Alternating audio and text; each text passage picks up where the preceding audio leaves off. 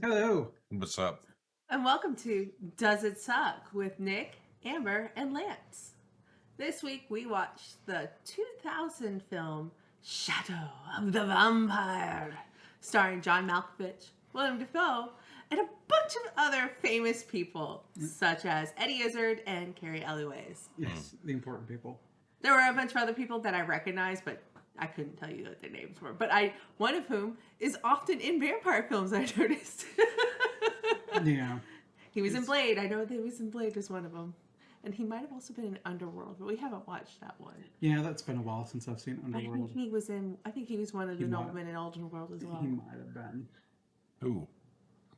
Who are we talking about? The producer. Yeah, the one that near the end of the movie and kind of got like rare. The producer who I was like, oh, that guy's from Blade. Okay. All right. So, it's like, I don't remember who that one was. It was kind of late. Yeah, and this is also a movie like I'd only learned about the day before you brought it up because I just happened to watch a YouTube video with Willem Dafoe Yeah. where he was reading quotes and trying to place which movie they came from, and he read one. He's like, "Oh, it's Shadow of the Vampire," and they like showed clips from like this movie. I'm like, okay, I didn't know Willem Dafoe was in a vampire movie. And the next day, Amber's like, "Oh, we're gonna do this one." I'm like, "Well, shit, okay." He's like, "I can't find it anywhere." And then I looked it up on YouTube just to see if it was rentable on YouTube. But someone has posted it in its entirety on YouTube, and it's been up for months. Yeah. And I'm surprised given the nudity in it. Oh, well, there's only a little bit, Yeah. but more than none. Which is normally the standard for YouTube. Yeah. Yeah, as soon as I saw it, I was like, "No, that's titty." Amber's like, "No, Lance is awake." I was like, "Yep." So, if you're new to the channel, we're going to go ahead and give our subjective reviews, but they will be numerical, so they'll be at least able to know what to, on a scale of 0 to 10, what we think. And we do use 0 to 10, so we have a nice middle score of 5 if we're just really on the fence if it was good or not. And then at the end of this, after we have a long, lengthy spoiler talk, we will give a very arbitrary review of Does It Suck? Yeah. So I view 5 as that kind of like, it was fine. It was a movie I watched, and I enjoyed it well enough. It's just one of those ones that you're probably... It was a movie. It's probably not one you're going to like buy, own on DVD, and watch multiple times if it's only a 5. But usually you're not angry if you watched a 5. Yeah. You're only angry if you watched a 5 and you were expecting a 10. Yeah. If people tell you this movie's the best fucking movie ever, and you watch it and it's just like kind of okay. Yeah. The gap between... It's filled with rage. is what you feel. All right. So, Nick, now that we've discussed that, what did you rate Shadow of the Vampire? I think I'm going to give it a 5. And maybe just because I feel like you need to know Nosferatu to watch this movie. Yeah. And I don't. I've never seen Nosferatu. So it was fine. I like you average scores together and you get the right answer. And I realized I originally had told them I was doing it the opposite way. Oh well. It screwed me up. Whatever. I've had a long week. Lance, what did you think of Shadow of the Vampire? I'll give this movie a 5. I went high for Willem Dafoe. I too went high for William Dafoe and John Malkovich. Defoe was great. Mm-hmm. Malkovich was just okay. He was just John Malkovich in this movie. It was kind of just Eddie Izzard, but I like Eddie Izzard. I know. But I mean, we'll get into it in spoiler talk. But I like the direction, like when he was giving him direction, and like the entire time. overdoing the faces and everything like that. That was classic Eddie Izzard, and that was like as soon as he started doing that, it's like, and that's why they cast him in that role. I understand this now. But there's also it's classic no talky stuff. Oh, yeah. So. Great for the Eddie Izzard is just great. She has just great facial acting. Agreed. Sorry, I wanted to make sure I got her pronouns right because she does go by she now. And we know that she watches this. So. She does. She knows I'm her biggest fan. Cake or death? Cake or death? Cake, please.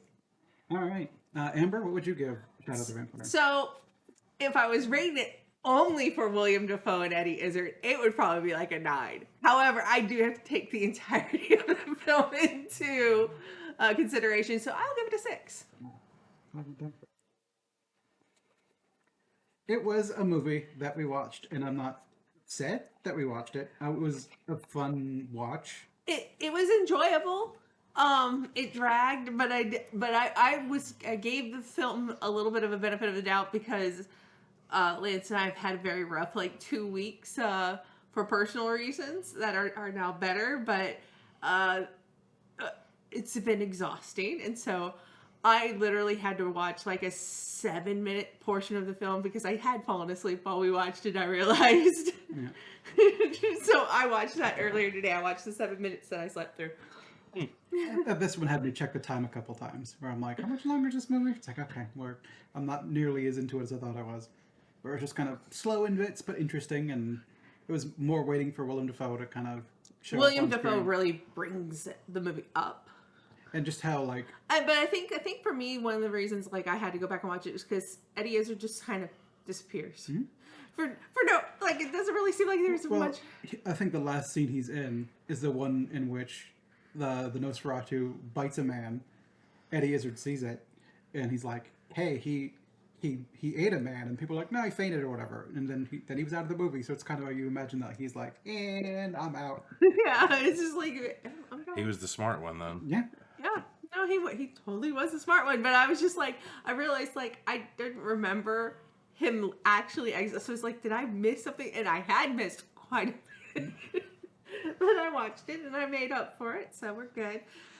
Yeah, I mean, he was really, really good.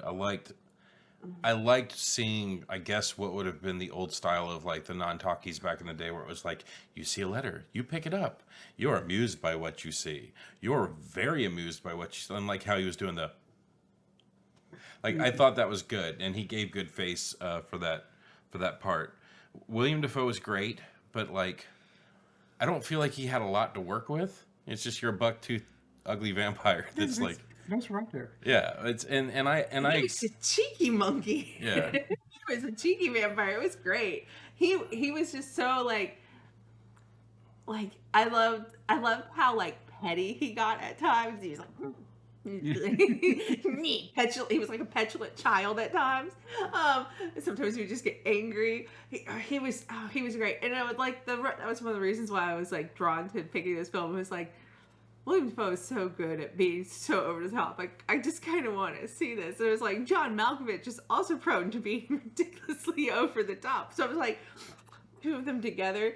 This has the potential to be excellent just to watch once, just to see that clash. And they did that one scene in where they were yelling about the boat is particularly that was particularly memorable. I agree with you. I think that if you like the movie Nosferatu and you've seen it, that you might have gotten more out of the Shadow of the Vampire, because supposedly this is supposed to be like almost a very close shot for shot of it. And it's kind of like building upon the legend that people have. Like, I guess Nosferatu is supposed to have been so realistic that people watch it and they're like, he must have been a real vampire. And this is just kind of building on the idea of like, oh yes, he was in fact a real vampire. Yeah. Because I guess back in like the 20s or 30s, whenever it was filmed, it was put on the screen moving. People were like, oh my god, it's so fucking real. I can't fucking deal with it. It has to be real. And nowadays you watch it and you're like, no, it's kind of corny.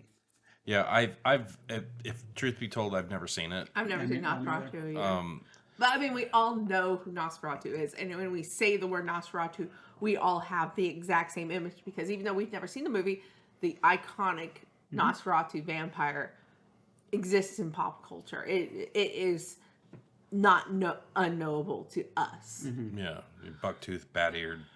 Like, I think that was the other thing I really kind of appreciated, is he didn't have like the fangs in the standard area. It was like he had the two Bucky bucks in the front, and they were just like kind of pointy. They're like rabbit teeth. Yeah, they look like big rabbit teeth. They look like rabbit teeth. But like some of the stuff, one of the beats that I really liked, I can't remember what he said, but he said something like, "Are you familiar with the works of Plato?" And he's like, "I know Plato," just to give you an idea of how old this fucking dude was.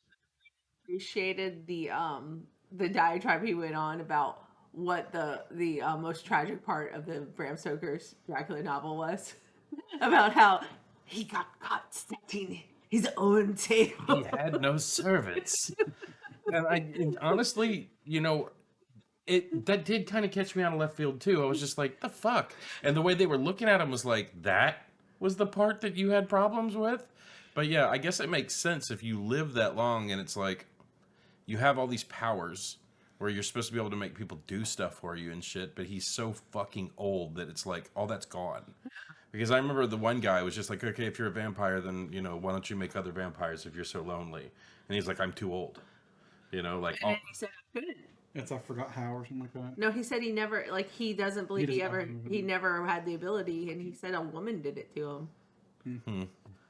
it's just, That was part of one scene I had rewatched.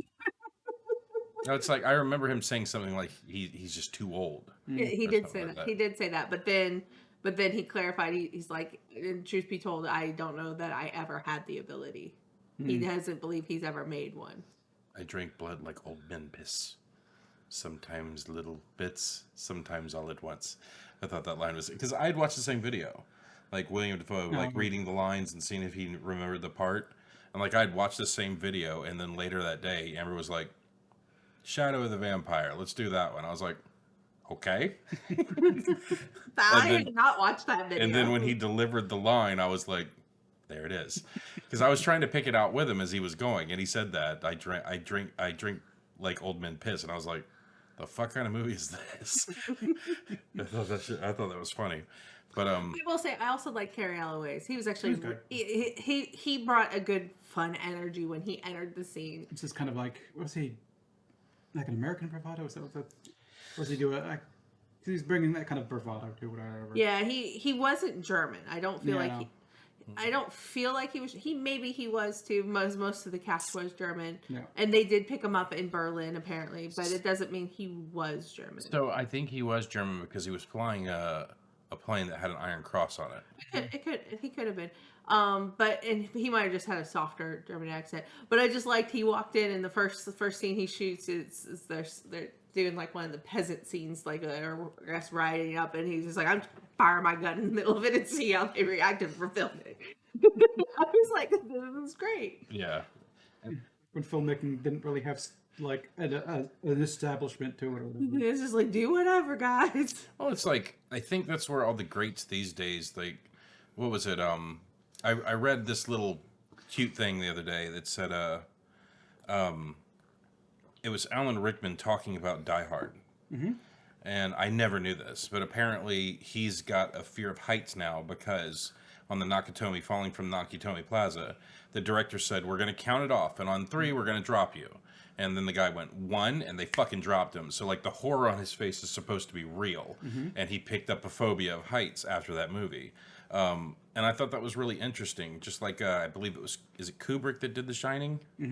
Oh yeah, Where- he traumatized that poor woman. Yeah, where he did not tell Shelley Long what was going on with the bathroom scene and like basically scared the fuck out of her where she became a little mentally unstable after it. So it's like you get good stuff by eliciting real emotion, but you're really kind of fucking with people too. Yeah, and you, it's- There should be a practices and standards to Yeah. not traumatize the people that are working for you. Yeah, If you it's- can't elicit the proper emotion that you need from the scene with their acting, then maybe rethink the scene. yeah, don't cross the line.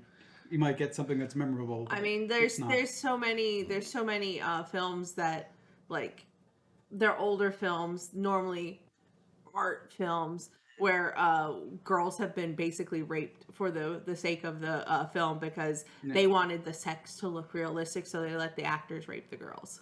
That is a known fact about some art can you films. name one movie? I actually cannot, but it's, if you look into it, that's, I know there's several that were, I think, like French films, I think was prevalent in them, but I mean, there's also, I know, like Marina Sirtis has talked about like her and liking Star Trek because she doesn't have to do dirty films with weird people, creepy people anymore. Where like during one of the films in which she was topless, the director wouldn't give her a blanket to cover up between shots or whatever. It was just freaking creepy people. yeah. And before like some standards and practices were kind of put into it as an industry to kind of keep that shit in check. Yeah, but yeah, there. If you go and look, you can find a lot of instances where there were girls that are between, say, 15 and even up to 19, so they're not necessarily underage, but they basically got taken advantage of by directors. If you know any of these movies, put them down in the comments. Also, leave your real name so we can call the cops on you. Why are you watching these movies, you dirty, dirty person? So some of you might have watched them before you realized how they were filmed. Yeah, that's true. It's just kind of shit from the 70s and 80s or whatever that you just kind of, it's on camera and you watch it, you're like, man, this is realistic, and you don't really realize. Yeah, Well- it's some of the stuff that's come out when they've started really going and digressing, and these a lot of the directors who did this are blackballed. And they don't get used by, if they're not in prison, they're not elicited into work anymore because they know that they can't trust them to take care of their actors and actresses. Must be Weinstein produced movies. It might be some of them. I don't know. Could be too. Well, it's. I didn't know that. I know that there's an old movie that my brother watched a long time ago called "I Spit on Your Grave," where it has a gruesome girl getting raped at the beginning of the movie. And I remember I was a little person when he watched this, and like just hearing it in the other room while he was watching it, it was enough to make me just want to go back to my bedroom. Like I went back to my bedroom because I just didn't. I thought she was getting fucking murdered, and I did not. Sorry, I did not like watching horror back then. So, and then because of that movie, I think that's when he started making me sit in the den with him when he watched horror movies, which would traumatize me, but at the same time gave me my love for horror movies. So thanks, Brian. Thanks, question mark. Yeah. So, but yeah, this was a fun movie. I'm glad you suggested it. It's definitely, I think, for me, going to be a one and done. I don't. The only thing that would be why I probably watch it again is while we were watching it, Lance found out that they're doing a new version of it. Mm-hmm. In 2024. Oh, that's right. is going to be John Malcovich's character, and then was it who's Pennywise Skarsgård. yeah, Yeah. Pennywise is going to It's gonna be be Nosferatu. Nosferatu, and and then Nicholas Holt, who was just in Renfield, is also going to be in it. So it's just like, and this movie also was produced by Nicolas Cage. Shadow of a Vampire was produced by Nicolas Cage. So Oh, this one. this one. I think But I wonder, that makes me think that he might also be connected in a production capacity. It's just weird having a movie that was produced by Nicolas Cage without Nicolas Cage in it. You know- That's okay. You could say no to some movies, Nick. I like being in movies. I like money. No, thanks, Nick. Oh, God, I'm so glad you said no to this one. No, the dog was eating my shoes, so I told him no. That's the last time I looked up Shadow of the Vampire. The other one was right there. It appears not to be right there this time. Well, But I wanted to see, because I recognized the producer as well. So I was kind of bouncing between like looking at who he was and why I recognize him. And then also I was looking up like Nosferatu while I was watching it to be like, did this guy die around this time? Is that why this? No, I looked up some of those stats, and they said like where most of the cast in this film is elicited to be murdered or go on to have great careers. Most of that is fiction. Yeah. Like Greta goes on to become an actress of like little to no fame. And then most of the actors who were quote unquote killed lived to like the 50s, the 70s, some even I think into the 80s. Well, it's the guy who played Nosferatu. I looked him up and saw he had a film career. He had an actual film career. Yeah. So it's kind of like, okay, well, They had really great prosthetic makeup for the. That's what they were remaking Nosferatu, not Shadow of the Vampire. yes, that's what we said. I thought you said they were remaking Shadow of the Vampire. No. They're no. It's just a remake of Nosferatu. Yeah, and he's portraying Professor Albin, which I think was Eddie Izzard's part, right? No, he was Hutter. He was Hutter. Hutter was that one? Okay. Then Hutter's Holt. Yeah, Hutter is Jonathan Harker. Because the great thing about Nosferatu, which is true, was apparently that they couldn't get the rights to Bram Stoker's Dracula, so they just ripped it off. It's almost beat for beat. Like, Oh no, it totally is. But like like anything you read about the movie Nosferatu, they'll say, oh, Hutter, and then / Harker, because it's like, yeah, that guy was basically the Harker character of the film. I like that it was also Count Orlok. Yeah. You're seeing Orlok for the first time. She gives good face. Yeah. And then like Max Schreck was actually just an actor, Yeah. not some random I mean, I'd love, guy that they found in a cave. yeah, I'd love to see somebody go down the rabbit hole on some of these because I know some of these conspiracy theories for like these movies they can get pretty detailed. So it's like, oh, you thought you were seeing Max Shrek, well, it turns out that Max Shrek was just disappeared around this time, and they were just saying it was Max Shrek when it was actually a vampire, something stupid, some kind of crazy shit like that. But yeah, I did the same thing. Like whenever it was like, does any of this actually line up? And started like looking. You know, I was kind of curious if like it's fictionalized or whatever because there's some coincidences that occurred around that time, and that does not appear to be. No, I think someone just decided to write a fun script. And William Dafoe got nominated for his performance in this film. Justly deserved. I mean, honestly, like, I could just watch him play Count Orlok for like 3 hours and probably be entertained, especially if he was just like having frank, like, even when he was just having the discussions with the writer and the producer, it was fun. It was engaging. He was fun to listen to. I like when he snatched the bat out of the air, like ate it, and people were just sitting there watching it. They're like, oh, he never breaks character. I like when they were actually filming him, and he looked at the locket for the first time, and he was like, "Oh, lovely breasts," and they were just like, "The fuck." Look at the bosom. Yeah, they were just like, "What the fuck? You can't say that in there." He also said a name too, and he's like, "No, you don't know her." Yeah. I know. I like the discussion where they were like, "You don't need the writer anymore. Let me eat it." And I thought that was interesting how they did that too. They didn't really tell you he was feeding on the that was Wolfgang. it? Yeah, on Wolfgang.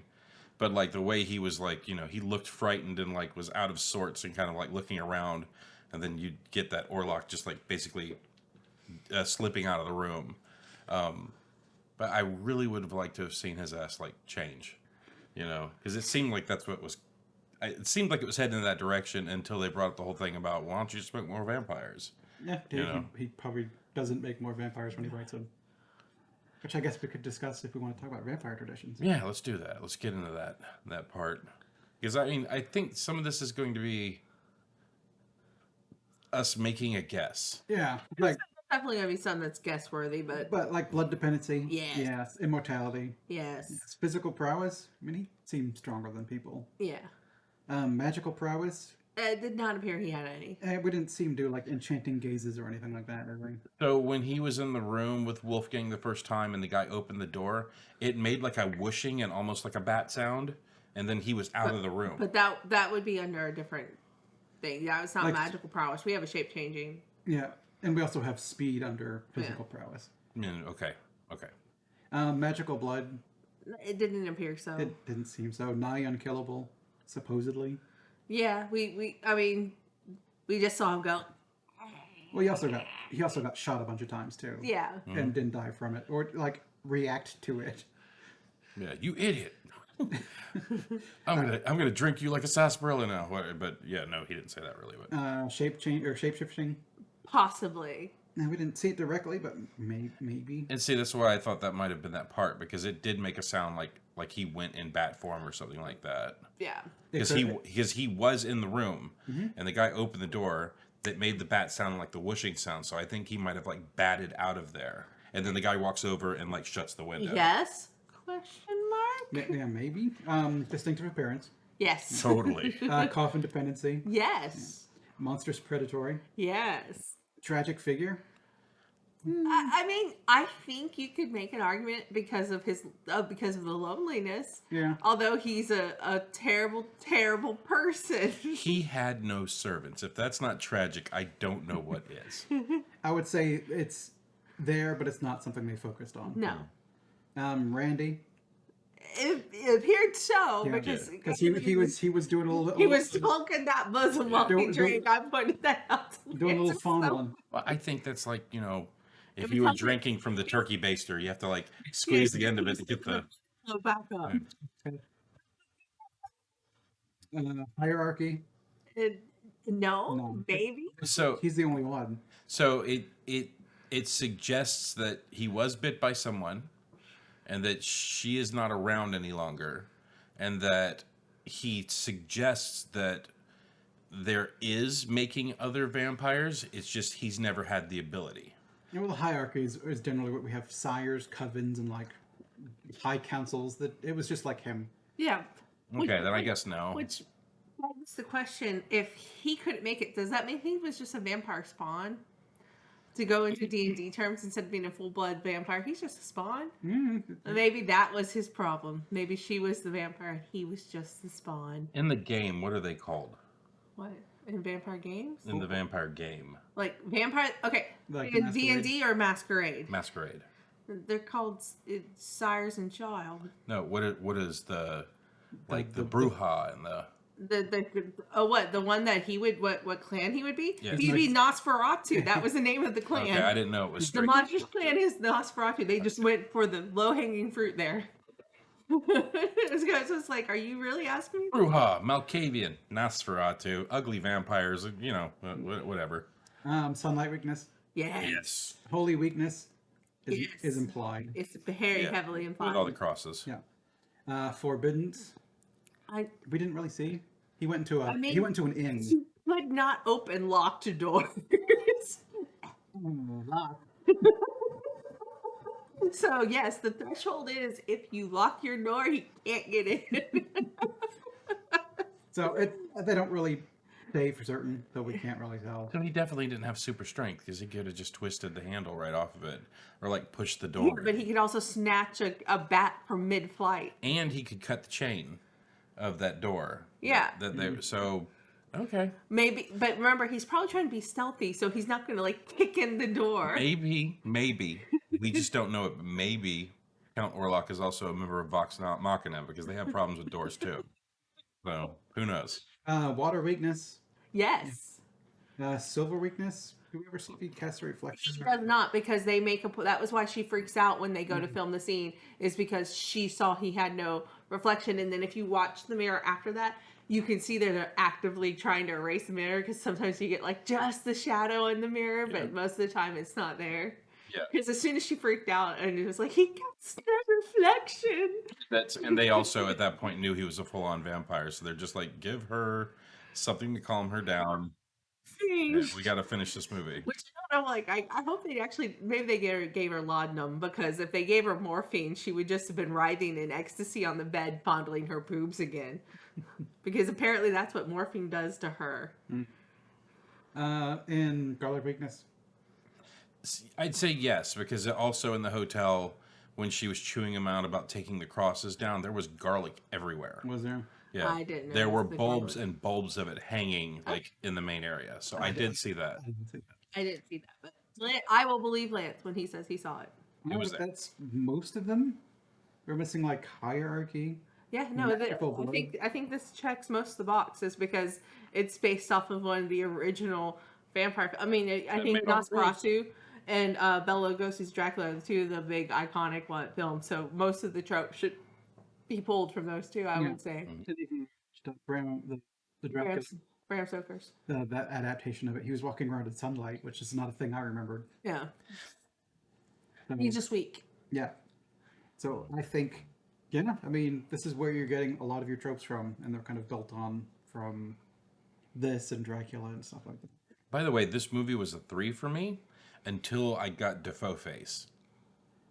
Yeah, he like super stretchy, like huge, like smile. Yeah, if any movie I get Dafoe face, it instantly gets 2 more points. Yeah, but he is definitely the foe and not the friend. Yeah, he was Dafoe in this movie, not the friend. But yeah, I think I'm just gonna pitch this to y'all that maybe we round on this movie again. I think we should watch, or maybe we'll do an episode of Old School versus New School, where we'll watch the old school Nosferatu and the new one that's coming out. And then we could, put in our 2 cents of how did we feel our knowledge of this film relays into that. Yeah. Potentially, I'd have to rewatch this movie at that point in time. I think because by the time the other Nosferatu comes around, this movie's going to be mostly gone from my memory. It's been a week for me, and it's already mostly gone from the memory. But not those overacting moments from Dafoe. Those are the fun bits. Yeah, Anytime he was on the camera, it was enjoyable. I just loved it when he was he was the cat from your favorite meme in the world.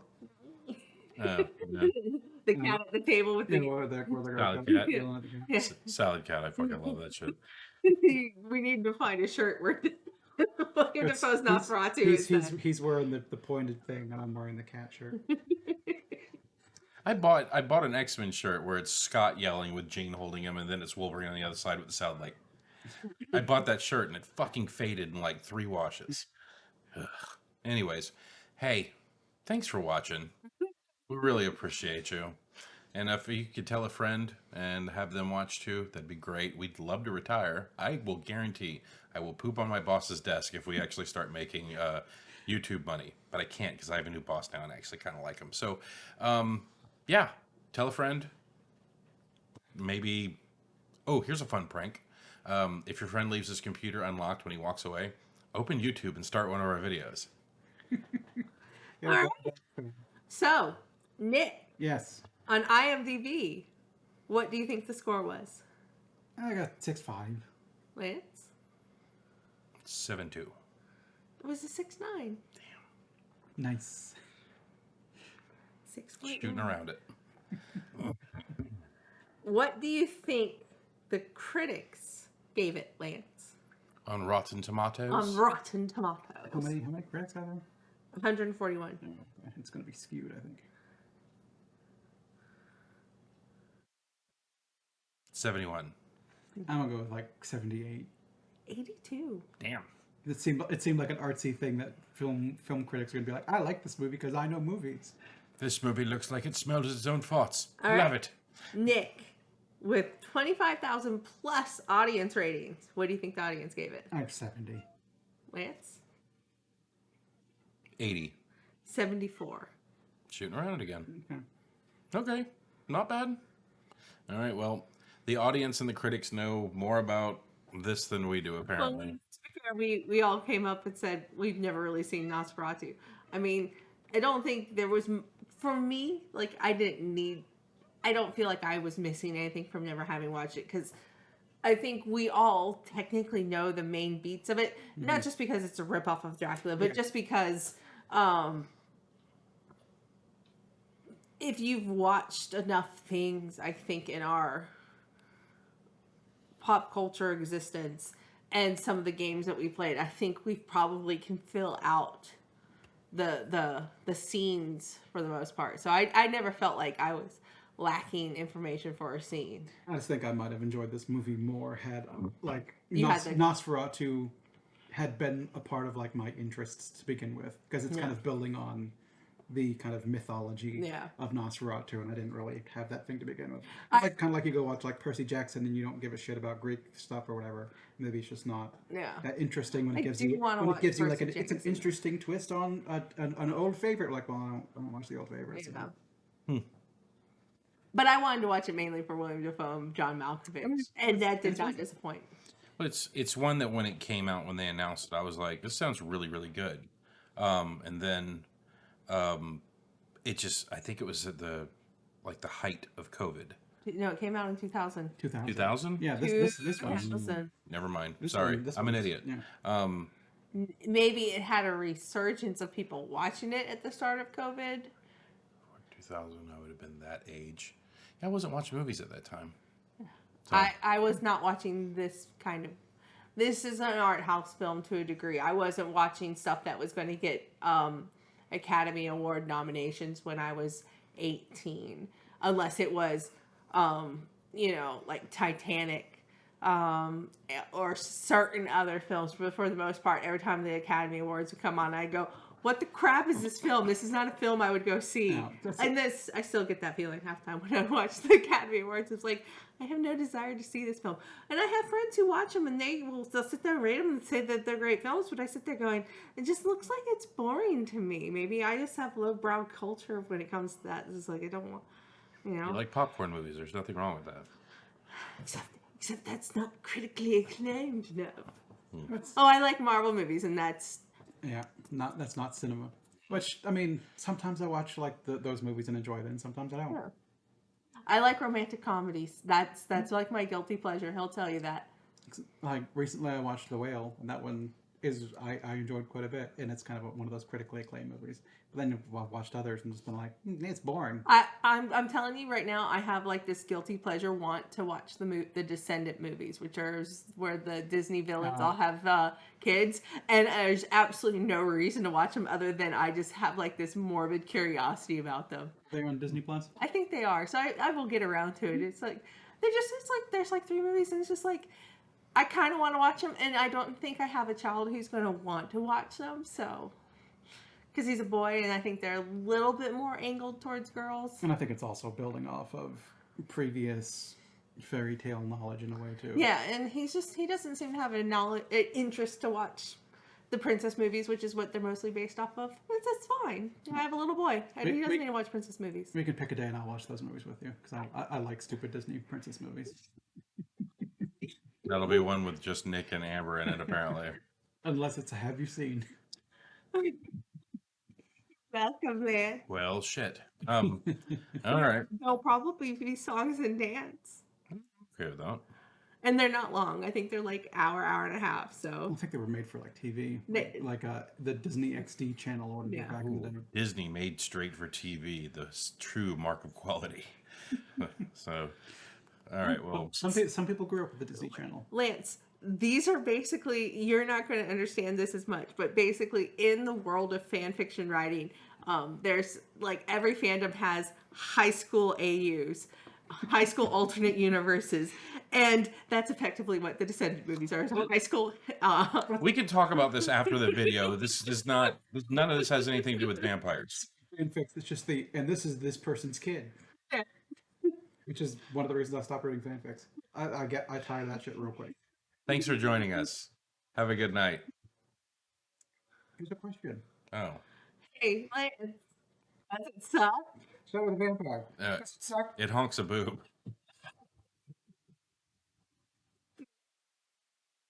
Snatches a bat out of the air. How about you? It gives Dafoe face.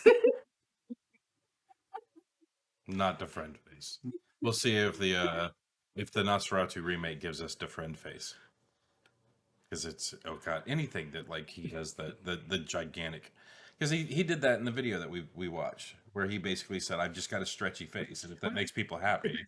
He gave the anecdote of he knew that he looked unique when one day he was riding a subway and he overheard 2 people talking, and then he kind of like looked over and say, that's got to be him.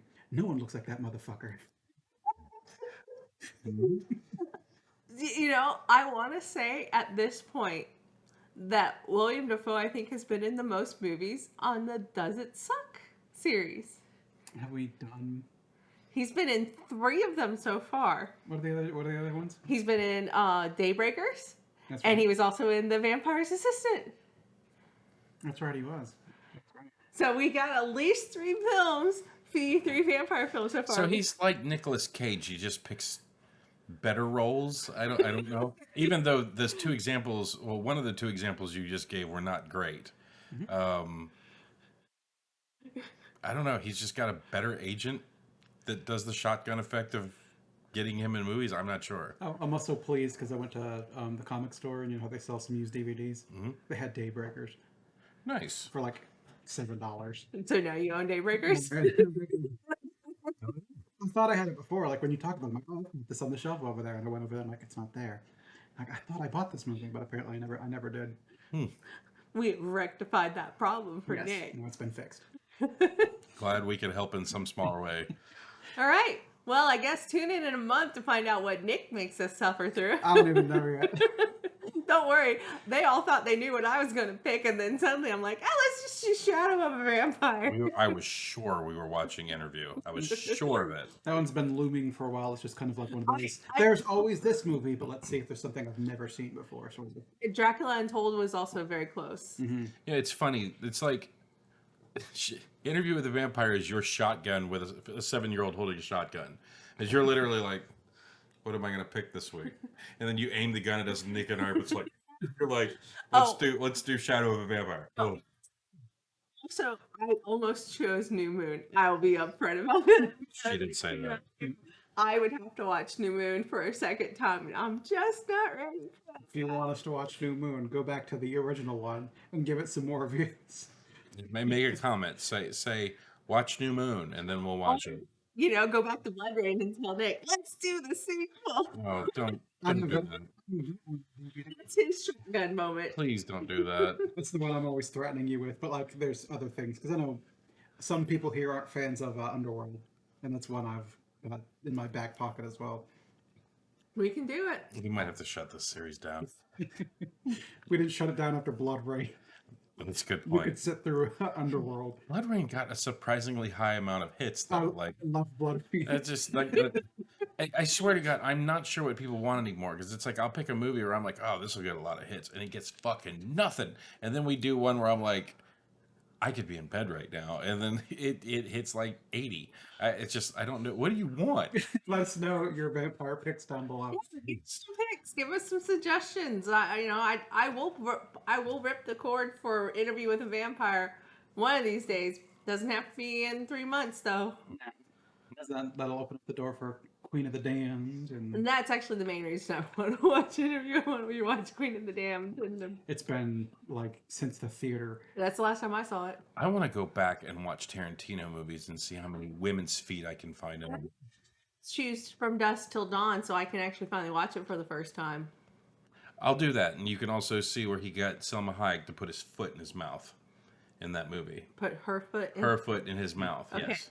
That's 'Cause, okay. like, it's- I'm it's- just saying, choose that movie because I'd like to actually watch it. Okay. I've never seen it. Well, it's funny now because like after someone pointed out the fact that Tarantino has a foot fetish, You see it in everything. yeah, you see women's feet in a lot of stuff. So, yeah, You go back to watch Kill Bill, and there's that wiggle your big toe. wiggle your big toe, and then like zooms right in on her foot. I And it's like Tarantino's just looking at a bunch of actresses, and he's like, "Whose toe do I want to see now?" Her. Now I have to write a fucking movie around it. So, anyways, thanks. Have a nice night. Oh, this one. Bye, everybody. See ya.